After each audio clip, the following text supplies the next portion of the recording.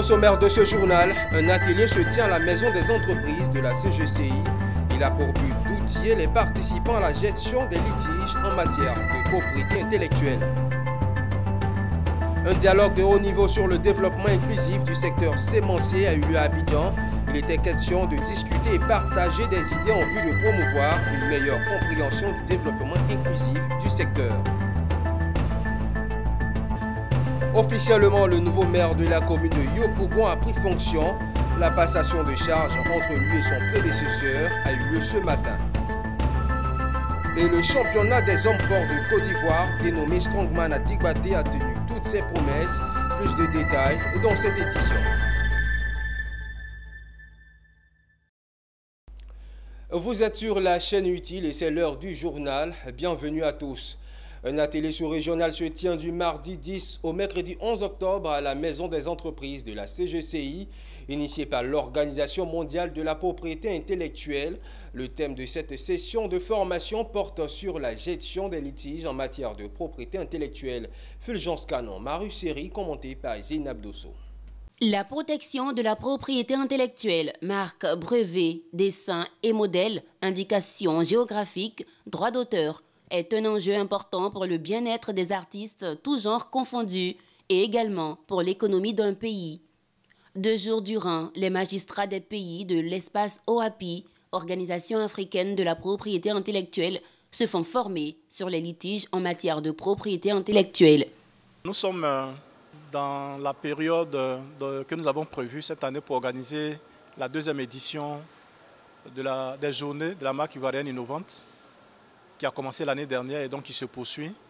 Et à cette occasion, avec les partenaires tels que l'OMPI, l'OAPI, l'INPI France et l'accompagnement de l'UOMOA, nous avons décidé d'organiser un atelier régional à l'attention des magistrats qui constitue un maillon essentiel dans le dispositif de renforcement de la propriété intellectuelle dans nos différents pays.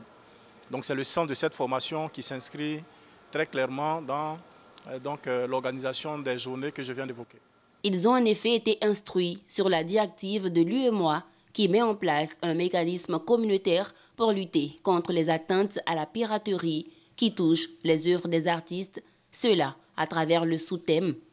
Le cadre juridique relatif aux moyens de faire respecter les droits intellectuels. Vous savez, donc, l'UEMOA est un espace intégré pour 8 pays donc de l'Afrique de l'Ouest. Et dans notre espace, nous avons un marché commun dans lequel donc, les règles sont bien précises.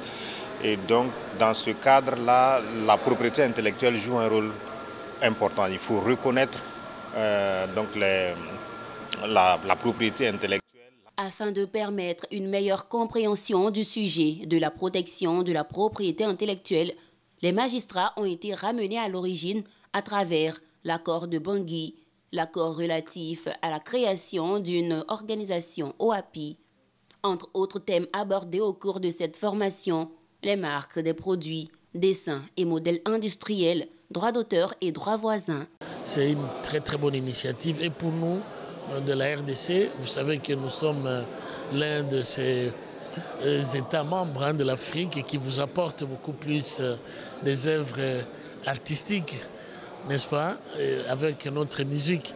Et donc nous devons savoir comment protéger tous ces artistes-là afin qu'ils vivent, n'est-ce pas, de fruits de leur esprit. En Côte d'Ivoire, afin de lutter contre l'usurpation de la propriété intellectuelle, il a été pris à l'initiative du gouvernement la loi numéro 2013-865 du 23 décembre 2013 relative à la lutte contre la contrefaçon et le piratage et la protection des droits de propriété intellectuelle dans les opérations d'importation, d'exportation et de commercialisation de biens et services. En marge du Sahara 2023, l'Organisation africaine pour le développement du secteur sémencier, Africa Seeds, a initié le vendredi dernier un dialogue de haut niveau sur le développement inclusif du secteur. Au nombre des intervenants, des experts et acteurs incontournables du secteur sémencier africain. Objectif de ce dialogue de haut niveau, discuter et partager des idées en vue de promouvoir une meilleure compréhension du développement inclusif du secteur sémencier, nous dit Konina Nourgo. Le développement inclusif, c'est la nouvelle approche amorcée par Africa Seeds dans le secteur sémencier en Afrique. Mais reste à promouvoir ce concept. C'est tout le sens de ce dialogue de haut niveau sur la notion de développement inclusif organisé en mars du Sahara 2023 en prévision d'une réflexion approfondie sur le même thème en 2024. S'il n'y a pas de semences, il n'y a pas de sécurité alimentaire. C'est la sécurité sémencière qui est à la base de la sécurité alimentaire. Or, généralement, quand on parle de semences, nos politiques en Afrique se concentrent sur ce qu'on appelle le secteur formel. Le secteur formel, c'est-à-dire, c'est un secteur très réglementé qui part depuis les semences de pré-base jusqu'à leur commercialisation, en passant par la création de semences certifiées, ainsi de suite. Or, ce secteur formel qui produit des semences certifiées ne représente qu'à peine 20% des semences que nos agriculteurs utilisent. Ça veut dire que 80% des semences utilisées par nos agriculteurs viennent d'ailleurs, un secteur informel. Que faut-il faire? Faut-il dire que non, nous, on va se concentrer vraiment à développer les 20% là, jusqu'à espérer que peut-être dans 50 ans, dans 100 ans, on va atteindre 80% et délaisser l'autre? Non.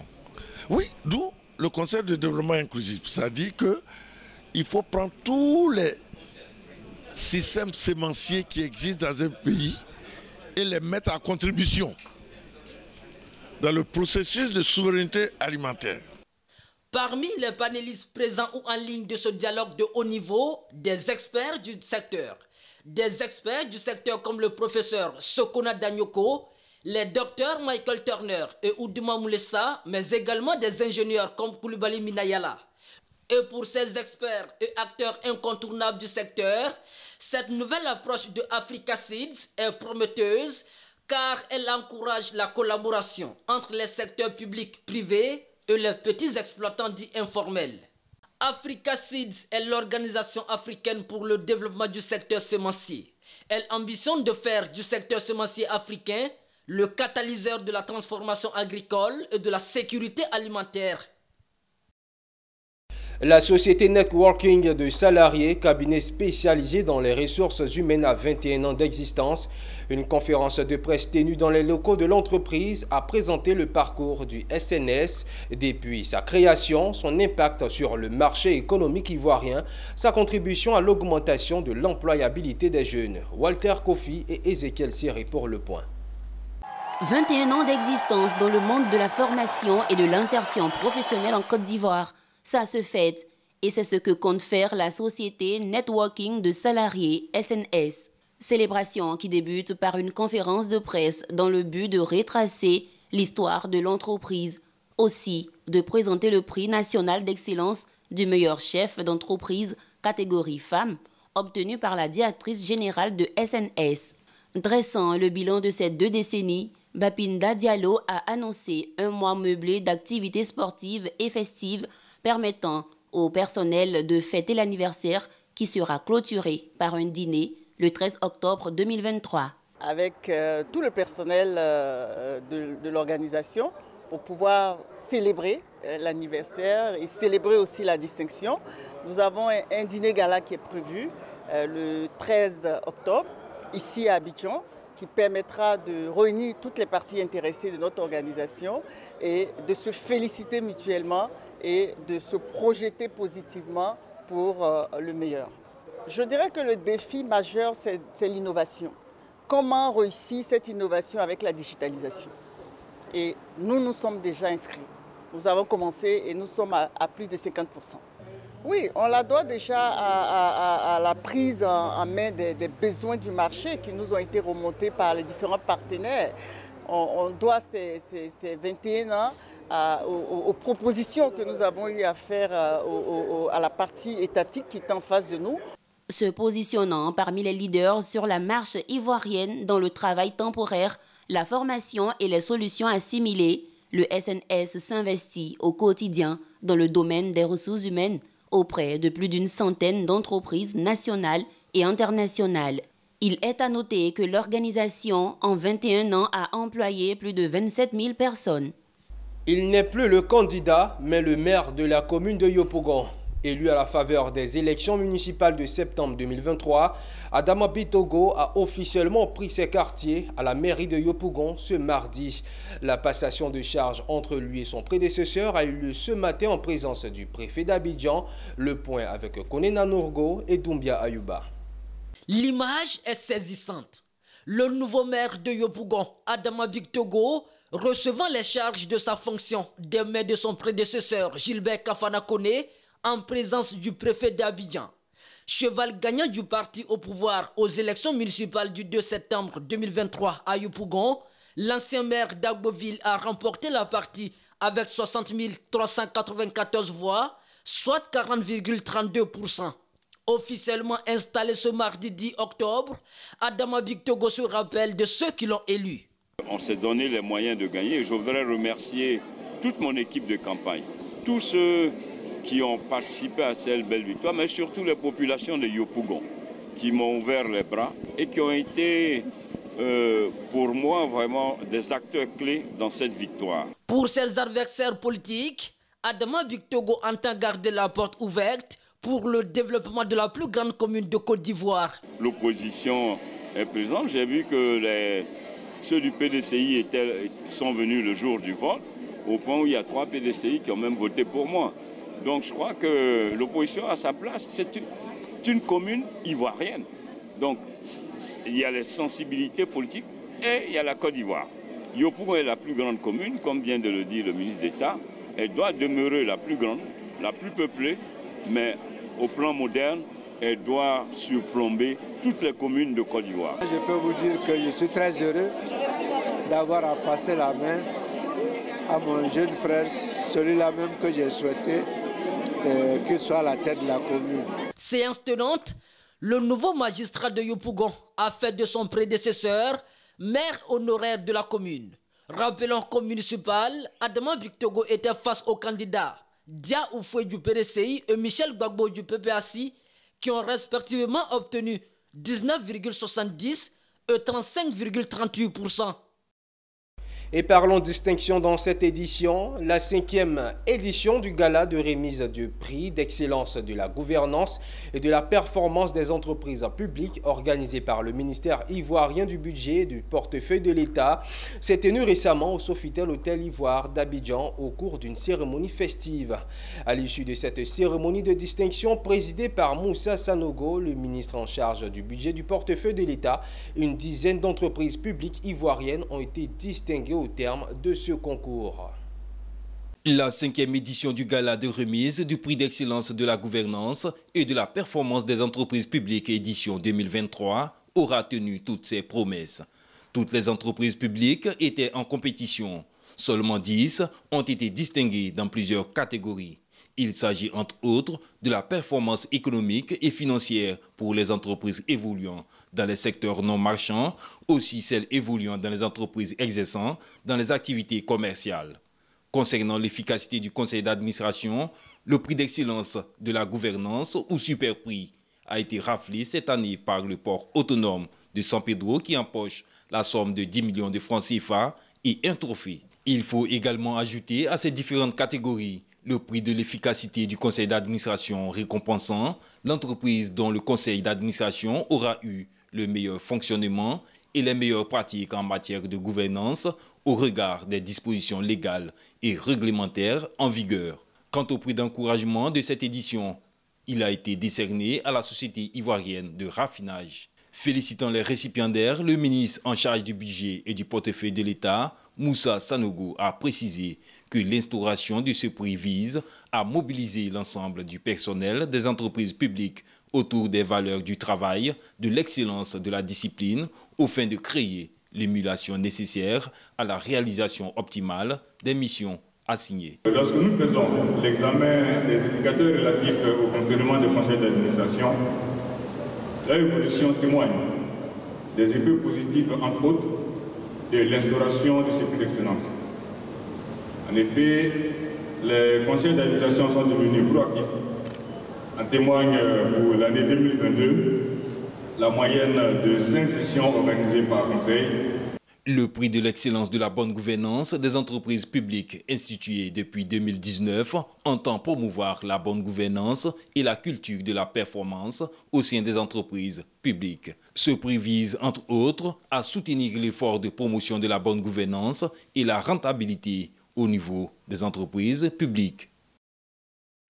La deuxième session du comité de pilotage du projet pour la mobilité entrepreneuriale entre la Côte d'Ivoire et la Belgique s'est tenue dans un complexe hôtelier de la place.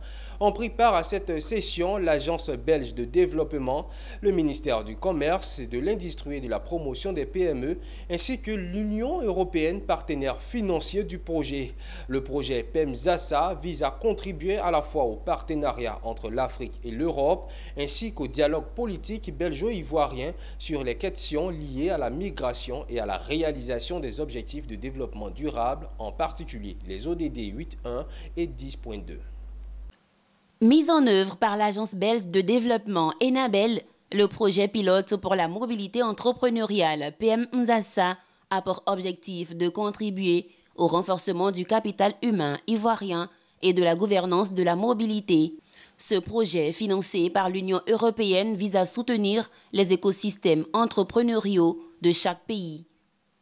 Le PEMZASA propose un modèle de mobilité circulaire pour 120 entrepreneurs et salariés de PME ivoiriennes qui développent un projet entrepreneurial innovant. On est vraiment très fiers de lancer ce projet qui vraiment traite de la migration légale, des opportunités légales d'aller faire des formations en Europe pour des entrepreneurs qui seraient très méritants.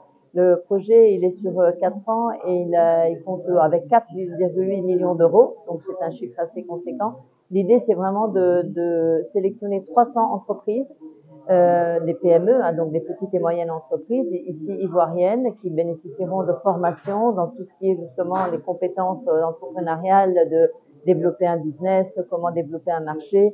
Et 120 de ces entreprises ou de ces individus pourront bénéficier d'une mobilité vers la Belgique. Et le projet est une belle opportunité que nous saisissons parce que ce projet permettra de pouvoir favoriser la mobilité entrepreneuriale entre notre pays et l'Union européenne à travers la Belgique. L'action du projet pilote pour la mobilité entrepreneuriale Côte d'Ivoire compte sur la collaboration des institutions compétentes des deux pays, afin d'atteindre son objectif spécifique qui est d'améliorer la valeur ajoutée créée par les PME ivoiriennes. L'actualité, c'est aussi le sport. Le championnat des hommes forts de Côte d'Ivoire, dénommé Strongman à Digbaté, s'est déroulé à Cocody de Plateau. Pour cette édition, c'est le Strongman Tiffin Jean-Michel, dit Jimmy Black Power, qui a remporté la compétition. Retour sur cette finale avec notre reporter Konena Nourgo. De vrais hommes forts, il y en avait à cette finale de la 3e édition de la mini-CAN de la Fédération ivoirienne de Strongman. Dénommé Strongman à Digbaté, ce sport met en compétition des hommes costauds. Le gagnant de la compétition, c'est celui qui aura parcouru la plus grande distance avec la charge. Ainsi, la compétition permet de déterminer de vrais hommes avec grand H. Le Strongman, c'est une fédération sportive. Et c'est un sport comme les autres sports, mais qui a une particularité. En fait, il est pratiqué par des gens hors normes, qui ont un physique hors norme. Il s'agit de déplacer des charges lourdes, de soulever des charges lourdes. Voilà, donc c'est un peu ça le Strongman. Enfin, il faut dire que c'est un sport qui est pratiqué depuis le temps de nos ancêtres, depuis l'Antiquité, par les valeureux guerriers africains, les gladiateurs grecs et autres. Vous voyez le public là, c'est digne, c'est comme si c'était un match de football, vous voyez le public là, il est vraiment adopté. Il est adopté, partout où nous sommes passés à l'intérieur du pays, partout, il est vraiment adopté par la jeunesse, par les hommes âgés, par des femmes, tout le monde. Mais ce sport va demeurer jusqu'à la fin, parce que c'est un truc culturel que tout le monde aime bien. et ça motive la jeunesse, ça motive la population, ça met de l'ambiance dans le cœur des gens. Franchement, je suis vraiment impressionné par ce qu'ils font. C'est sûr que bon, nous, on a l'habitude de voir comme ça des gens qui se dépassent physiquement. Mais c'est très très beau à voir. En tout cas, moi, j'aime beaucoup. En plus, les gars sont costauds. Et pour cette 3e édition, c'est Tiefi Black Power qui a remporté la partie. C'est le résultat d'un travail qui a été abattu depuis longue haleine.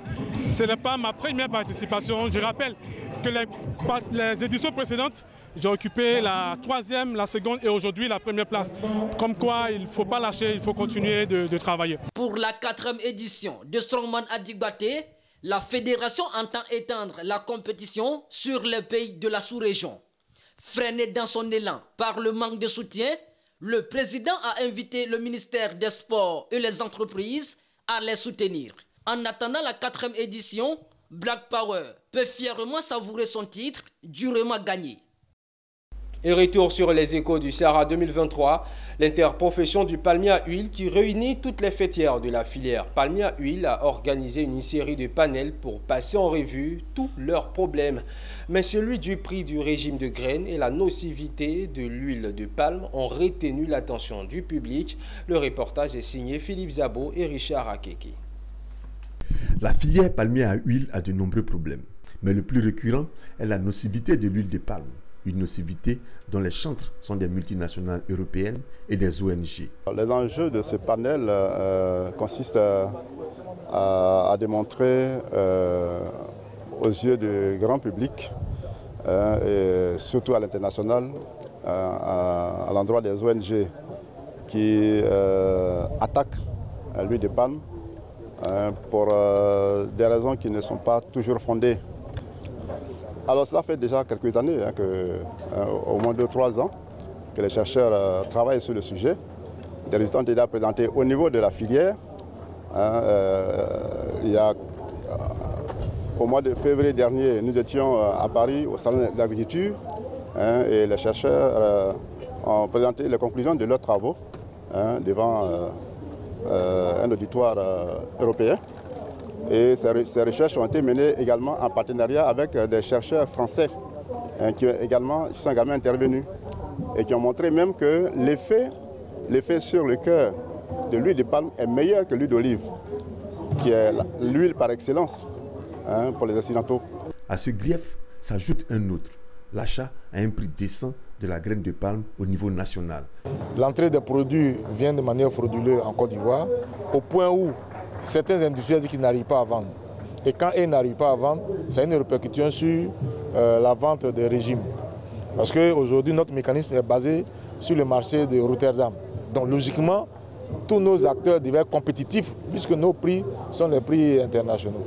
Mais malheureusement, aujourd'hui, le planteur n'arrive pas à bénéficier de cette situation. À côté de ça, l'engrais a augmenté, la main-d'œuvre a augmenté. Et donc, voilà, si on ne fait pas attention, on risque de ne plus avoir de palmier puisqu'il n'y aura plus quelqu'un qui va s'intéresser à ça. L'association interprofessionnelle du palmier à huile a profité du Sahara pour présenter la politique de durabilité de la filière d'une part et d'autre part abattre les préjugés sur l'huile de palme et montrer ses bienfaits. Elle a aussi profité pour plaidoyer pour un achat du régime de graines de palme à un prix décent. L'Union des sociétés coopératives des femmes de la pêche et des métiers assimilés de Côte d'Ivoire, en collaboration avec ses partenaires techniques et financiers, a organisé une activité à l'endroit de 17 sociétés coopératives de la filière. Il s'agissait des renforcements de capacités sur les équipements et sur l'application de la loi OHADA. Abel Kouao et Michel Brou. À Grand Bérébi, la formation apportée sur les équipements et sur l'application de la loi OHADA. Les gérants de plus de 17 sociétés coopératives de la filière pêche sont venus des régions du district du Bas-Sassandra pour y prendre part. L'atelier de renforcement des capacités est l'initiative de l'Union des sociétés coopératives des femmes de la pêche et des métiers assimilés de Côte d'Ivoire, avec à sa tête Micheline Sompléi-Dion. Une formation organisée en collaboration avec ses partenaires techniques et financiers de l'USCO, FEPCI. Il s'agit entre autres des ONG Conservation de l'espèce maritime et Association Action pour le développement. Cette formation que nous donnons, c'est la formation sur le renforcement des capacités des dirigeants des coopératives. Pourquoi cela aujourd'hui? Il faut donner des outils de formation aux dirigeants des coopératives pour mieux diriger ces coopératives-là. Il faut inculquer une autre dynamique organisationnelle. Il faut que les organisations de ces femmes-là soient reposées sur des bases fondamentales pour que l'organisation puisse avancer. Cette formation va nous apporter, nous les femmes de Clotou, à nous lever. On va se lever et on va se mettre au travail. Ça va nous donner la force à soutenir nos maris et pour l'école de nos enfants. Cette formation-là cadre bien avec nos aspirations en tant que structure partenaire. Cela va crédibiliser encore nos actions. Le chef des postes de l'élevage, de la pêche et de l'aquaculture de Grand Bérébi, représentant le directeur régional des ressources animales et halieutiques de San Pedro, se dit heureux de cet atelier et de l'initiative prise par la présidente de l'USCO FEPCI. L'Union des sociétés coopératives des femmes de la pêche et des métiers assimilés de Côte d'Ivoire est un groupement de coopératives installé dans la majorité des villes du pays. Rendons-nous à Gagnoa pour parler de développement. Des cadres du département de Gagnoa réunis au sein de l'association Gagnoa Nouveau ont initié un séminaire de réflexion sur le développement. Plusieurs résolutions ont été arrêtées. Le reportage de Gervais Amani commenté par Mondésir Nascimento. 2 jours d'analyse et de réflexion sur des mots qui minent le département de Gagnoa. C'est à cet exercice que ces cadres de l'association Gagnoa Nouveau se sont donnés. Un séminaire de réflexion sur le développement qui aura abouti à plusieurs résolutions. Il s'agit entre autres de la construction d'une université omnisport à Gagnoa pour le développement du sport, la mise en place de production de compost grâce au recyclage des ordures, le renforcement des acteurs par la création de centres de formation au métier de l'agriculture et la mobilisation d'1 milliard de francs CFA nécessaires pour le financement des projets de femmes à Gagnoa. Vous voyez, donc pour dire qu'au niveau de Gagnoa, nous avons un potentiel. Et de ces réflexions doivent donc sortir de bonnes choses que nous allons mettre donc à la disposition des élus. Donc ça pourrait aider les élus. Kessie Ambroise, en sa qualité de vice-président de Gagnoa Nouveau, s'est félicité des résolutions du séminaire. Présents à cette rencontre pour apporter leur soutien au cadre de Gagnoa, les chefs traditionnels de cette localité ont salué l'initiative de l'association Gagnoa Nouveau. Ils ont promis sensibiliser les populations afin qu'elles adhèrent à ce mouvement de développement. Nous sommes dans nos villages avec tous nos problèmes, nous ne les voyons pas. C'est des problèmes de développement. Voilà. Si aujourd'hui ils réfléchissent sur comment développer un village ou leur village, nous ne faisons que les encourager. Gagnoa Nouveau est à sa création depuis 2023, un mouvement virtuel, une plateforme d'échange transformée ensuite en une association. Cette structure de développement compte plusieurs membres sur le plan national et international. Un hommage a été rendu à l'ambassadeur Kessie Ambroise, vice-président de l'Organisation mondiale des experts, pour son implication dans le développement de Gagnoa. La valorisation progressive des ressources humaines dans l'enseignement passe par le renforcement des capacités du capital humain. À cet effet, un atelier portant sur le thème « Bonne gouvernance et insertion professionnelle » s'est ouvert le 2 octobre dernier à Yamoussoukro. Plus de détails dans ce reportage que signe Charles Kouakou.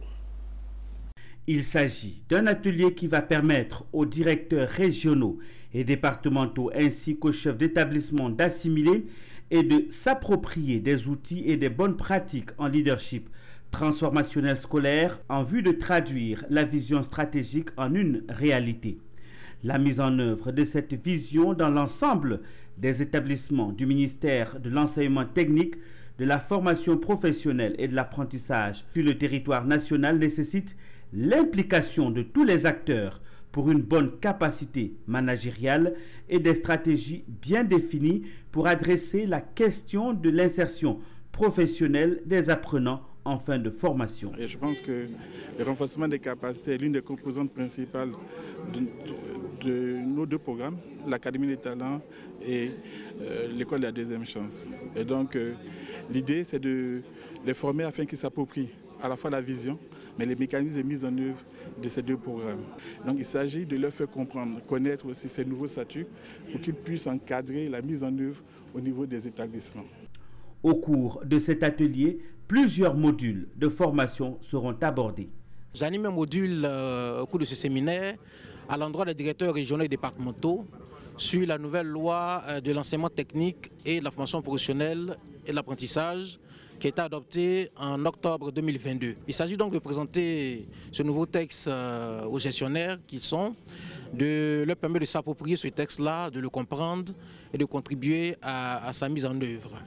Il faut noter que cet atelier s'inscrit dans la mise en œuvre de la phase 3 du projet Emploi Jeunes et Développement.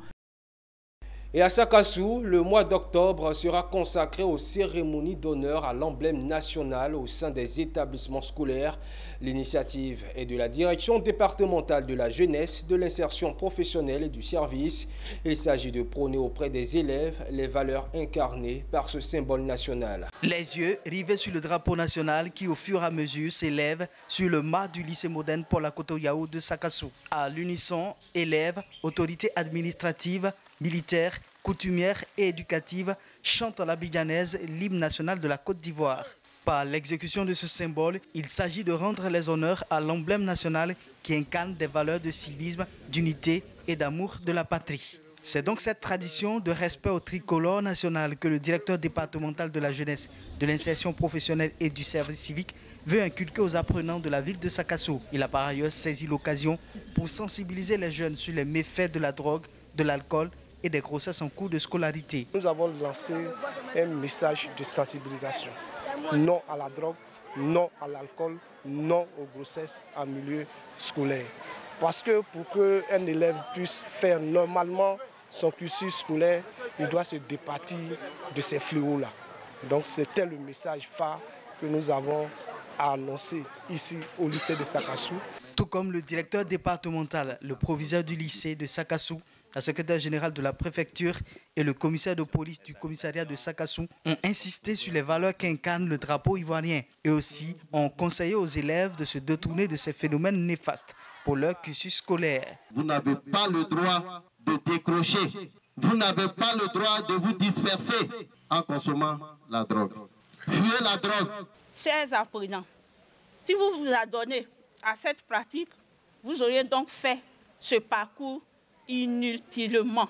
J'ai retenu qu'on doit arrêter la drogue, le cagafu au milieu scolaire et que demain on devient des cadres, des grands cadres pour la République de la Côte d'Ivoire. Le cérémonial de la montée aux couleurs sera tournant et va s'exercer dans les autres établissements du département de Sakassou pour amener les élèves au respect de l'emblème national. La jeune chambre internationale Éléphant Diokwe a organisé le week-end dernier sa 24e convention locale dénommée Aposo Dadoué. Entendez par là, mettons la main ensemble. Au terme de cette convention locale de jeune chambre internationale Éléphant Diokwe, Amandine Kwame a été investie présidente 2024, nous dit Théodore Kanga. La 24e convention locale de la jeune chambre Éléphant Diokwe s'est déroulée le 30 septembre 2023 sous forme d'assemblée générale élective et de dîner gala. Au cours de cette cérémonie, la nouvelle présidente exécutive Amandine Kwame a été investie présidente 2024.